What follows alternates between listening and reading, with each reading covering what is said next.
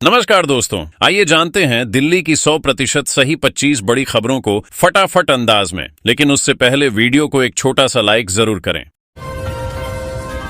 विमानन ईंधन की चोरी करने वाले गिरोह का हुआ भंडाफोड़। दिल्ली पुलिस की क्राइम ब्रांच ने एटीएफ की तस्करी कर रहे अंतर्राज्यीय गैंग का खुलासा किया है। मुंडका के एक गोदाम से 72,000 लीटर अवैध एटीएफ जब्त हुआ है, जिससे सरकार को हर महीने करीब 1 करोड़ रुपए का नुकसान हो रहा था। इस मामले में 6 आरोपियों को गिरफ्तार किया गया है, जिनमें गोदाम मालिक, टैंकर ड्राइवर, हेल्पर, ट्रांसपोर्टर और खरीदार शामिल हैं।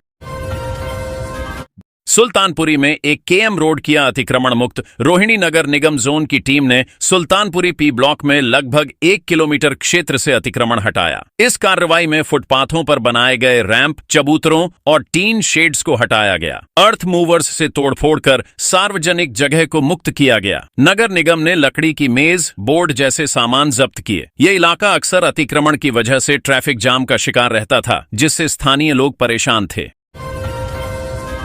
दिल्ली नगर निगम से लेकर जल बोर्ड के लिए दिल्ली सरकार ने जारी किया फंड। दिल्ली सरकार ने एमसीडी को 870 करोड़ रुपए बेसिक टैक्स असाइनमेंट के तहत पहली किस्त जारी की है। इसके अलावा कूड़े के पहाड़ों को खत्म करने के लिए 50 करोड़ रुपए भी दिए गए हैं। दिल्ली जल बोर्ड और छावनी परिषद को भी फंड मिले हैं। मेयर शैली ओबेरॉय ने सरकार को धन्यवाद देते हुए कहा कि इस फंड से शहर की सफाई, जल व्यवस्था और अन्य सेवाओं में सुधार होगा।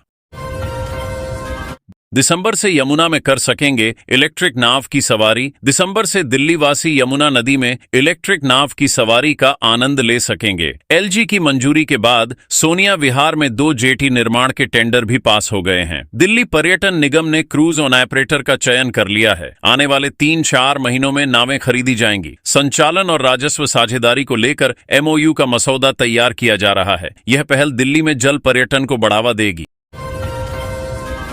ज्यादा फीस लेने के खिलाफ याचिका पर हाई कोर्ट ने मांगा जवाब। सीएलएट पीजी परीक्षा में प्रवेश के लिए 50,000 से अधिक फीस वसूली के खिलाफ दाखिल याचिका पर दिल्ली हाई कोर्ट ने केंद्र सरकार, एनएलयू कंसोर्टियम, बीसीआई और यूजीसी से जवाब मांगा है। न्यायमूर्ति रजनीश कुमार गुप्ता की पीठ ने सभी पक्षों को नोटिस जारी कर हलफनामा दाखिल करने का निर्देश दिया। याचिका में दावा किया गया है कि यह फीस छात्रों पर आर्थिक बोझ डालती है और गैरकानूनी है। जन सुनवाई से समस्याओं के हल पर रेखा गुप्ता सरकार का जोर। दिल्ली सरकार नागरिकों की समस्याओं के समाधान के लिए जन सुनवाई केंद्रों और 24 लोक शिकायत प्रणाली पीजीएमएस का इस्तेमाल कर रही है। सप्ताहांत में डीएम की अगुवाई में कैंप लगाए जा रहे हैं। लोग जल आपूर्ति, सड़क मरम्मत, सफाई, बिजली, शिक्षा और स्वास्थ्य सेवाओं से जुड़ी शिकायतें सबसे ज्यादा कर रहे हैं। रेखा गुप्ता ने बताया कि यह पहल लोगों की समस्याओं को सीधे सरकार तक पहुंचाने में कारगर साबित हो रही है। अमेरिका से नई दिल्ली के लिए पूर्व दिशा से जा रही उड़ानों के पहुंचने में हो रहा विलंब। ईरान इजरायल संघर्ष के चलते अब अमेरिका से पूर्व दिशा से आ रही उड़ानों के रास्ते भी बदले जा रहे हैं। इससे उड़ानों को गंतव्य तक पहुंचने में 1-2 घंटे ज्यादा लग रहे हैं। हालांकि यात्रियों को पहले से सूचना नहीं दी जा रही, जिससे एयरपोर्ट पर उनके परिजन भी चिंतित रहते हैं। विमानन विशेषज्ञों का मानना है कि सुरक्षा कारणों से यह रूट परिवर्तन अस्थायी हो सकता है। दिल्ली में 1 जुलाई से इन कामों पर लगी रोक। दिल्ली में 1 जुलाई से 30 सितंबर तक मानसून के कारण रोड कटिंग पर रोक लगा दी गई है। एमसीडी, एनडीएमसी और अन्य स्थानीय निकायों ने आदेश जारी कर कहा है कि इस दौरान कोई भी खुदाई कार्य अनुमति नहीं दी जाएगी। इस प्रतिबंध का उद्देश्य जल भराव रोकना और सड़कों की स्थिति सुधारना है। जरूरी मरम्मत कार्यों को छोड़कर सभी निर्माण कार्य बंद रहेंगे। दिल्ली में बिजनेस खोलना और चलाना हुआ आसान। राजधानी में अब hotel, restaurant, guest house, swimming pool जैसे बिजनेस शुरू करना आसान हो गया है। एलजी के सक्सेना ने लाइसेंस राज खत्म करने की दिशा में बड़ा फैसला लेते हुए पुलिस की अनापत्ति प्रमाण पत्र लेने की अनिवार्यता हटा दी है। इससे दिल्ली पुलिस के पास मौजूद लाइसेंस जारी करने की शक्तियां अब हटा ली गई हैं। इस बदलाव का मकसद व्यापार करना सरल बनाना है। यह फैसला ईज ऑफ डूइंग बिजनेस को बढ़ावा देगा। दिल्ली में आवासीय परियोजना के लिए 856 पेड़ों की कटाई के आदेश। दिल्ली के कस्तूरबा नगर फेज 2 में सामान्य पूल आवासीय परियोजना के लिए 856 पेड़ों की कटाई या प्रतिरोपण की अनुमति दी गई है। इस फैसले पर कांग्रेस अध्यक्ष देवेंद्र यादव ने आपत्ति जताई है। उन्होंने इसे पर्यावरण और सामाजिक न्याय पर हमला बताया है और कहा कि यह सिर्फ शुरुआत है, आगे और नुकसान होगा। यह परियोजना करीब 8 हेक्टेयर में फैली है और इसके लिए 13 जून को अधिसूचना जारी की गई थी। चिड़ियाघर में बारिश से पहले जू मैनेजमेंट की तैयारियां पूरी। दिल्ली चिड़ियाघर ने मानसून से पहले सभी इंतजाम पूरे कर लिए हैं ताकि जानवरों को बारिश में कोई परेशानी न हो। सीसीयू और मेंटेनेंस सेक्शन के पंपों की मरम्मत कर दी गई है और नए पंप भी मंगवाए गए हैं। खासतौर से बाड़ों और निचले इलाकों में जल भराव रोकने की पुख्ता तैयारी की गई है। जू प्रशासन का कहना है कि इस बार जानवरों की सुरक्षा और सुविधा का पूरा ध्यान रखा जाएगा।